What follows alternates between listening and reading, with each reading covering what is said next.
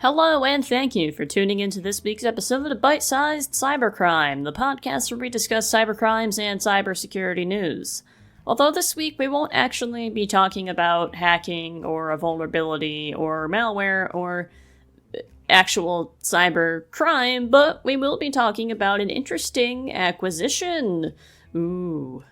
Google recently acquired the rapidly growing cybersecurity startup Wiz for $32 billion, doubling down on cybersecurity and, more importantly, cloud computing, as it tries to catch up with the two other major giants in cloud computing, Amazon and AWS, and Microsoft with Azure.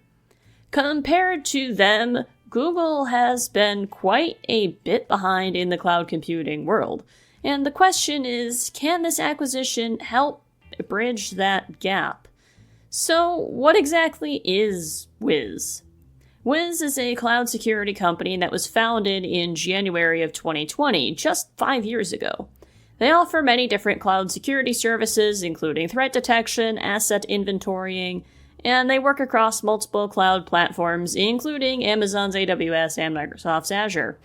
It also offers a pretty unique model, allowing cloud experts to oversee their own setup with a copy of their environment that can be used to simulate and visualize different attacks, which is something not every cloud security company offers and provides pretty valuable insights. Due to the cloud computing and AI boom, Wiz has become one of the fastest growing software companies in the world with a very far-reaching audience. That far-reaching audience appeals a lot to Google, who really could use a boost in their cloud and AI sector, and it'll get them a lot of customers. This acquisition is going to really help Google modernize their cloud and security offerings, and it could potentially make them a major player as well in the cloud world. However, there are some concerns about regulation. You may be aware that Google is in the middle of an antitrust case, one that could force them to sell Chrome, their web browser that is very widely used for both home users and business users. There is no denying that Google is a technology giant. They have email providers, productivity software, web browsers, an entire operating system, search engines, virtual assistants, maps, images, advertising platforms, school platforms, developer tools, translation tools, phones, tablets, watches, smart home devices. So many modern technology products that we use every day are owned by Google. It is hard to do anything without interacting with them in some sort of way, leaving, most people with a Google account, and regulators concerned that Google has become too big and needs to be broken up. The acquisition of yet another company could cause more problems with the tech giant, even though they are actually a lot smaller when it comes to cloud and AI. Believe it or not, this is actually not the only legal issue that could possibly stem from the acquisition. Google would also be inheriting a lawsuit that Wiz is currently under for patent infringement, as a different cloud security company called Orca accused Wiz of unauthorized use of their patented technologies. Basically, Orca has accused Wiz of infringing on two of their patents related to securing virtual machines and virtual cloud assets. Wiz claims that these particular patents aren't anything new and that this isn't a valid claim.